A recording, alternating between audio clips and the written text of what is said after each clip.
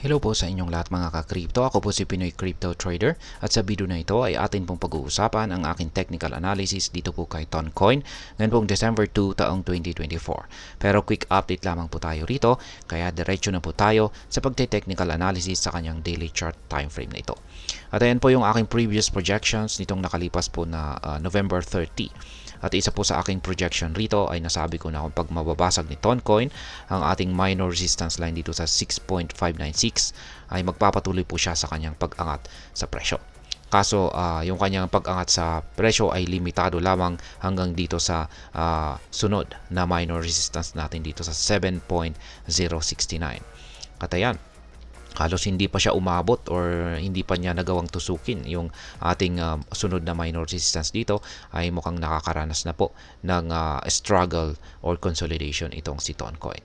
Kaya yung aking panibagong projections po rito ay kailangan po talagang basagin or lampasan ni Toncoin yung minor resistance natin dito sa 7.069 bago po siya muling magpatuloy sa kanyang pag-akyat at abutin yung sunod na major resistance line natin dito sa 7.690 kung saan ay ang sunod na pinaka price target natin dito.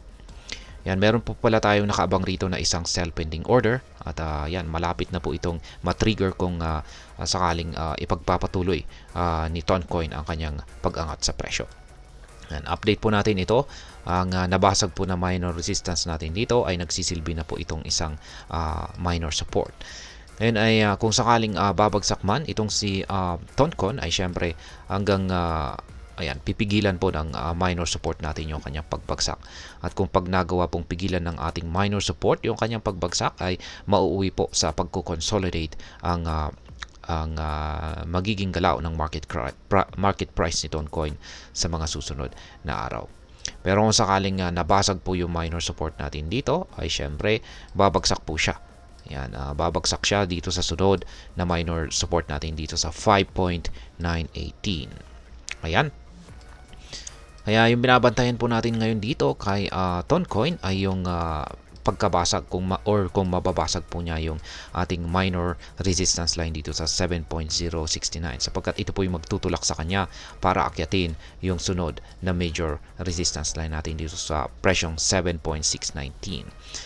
Which is mataas naman po yung posibilidad na mukhang yan po ang mangyayari sapagkat base po sa ating dalawang indicators dito ay napaka-bullish po ang kalagayan ni Toncoin. Yung ating Hall Street indicator ay maganda naman po yung kanyang habang humahaba ay maganda naman po yung pangangatawan nito na may maintain po nito yung kanyang tumataba na sukat ng kanyang pangangatawan. Ibig pong sabihin ay mas lalong tumitindi ang nararanasang bullish momentum nitong si Toncoin. Yan, yung ating QQE mode indicator naman ay mukhang patuloy po na lumalaki yung sukat nito. Nag-umpisa pa noong November 23. Kaya pag nagpatuloy po sa paglaki ang sukat nito ay sa tingin ko ay talagang hindi po patatagalin ni Toncoin ang kanyang consolidation na ito at babasagin niya talaga yung ating minor resistance line dito at aakyatin niya yung major resistance natin dito. At sa tingin ko dito sa major resistance natin dito ay dito po talaga siya makakaranas ng isang matinding struggle kasi matibay po talaga ito. Ayan. Yan po ang ating technical analysis update dito kay Toncoin. Kaya sa mga bago lamang po rito ay check na lamang po ninyo ang description ng video na ito para malaman kung anong platform at mga indicators ang ginagamit ko dito. At hanggang dito na lamang po tayo sa video na ito mga ka-crypto. Marami pong salamat sa panonood. Ingat po tayo lagi at God bless po sa ating lahat.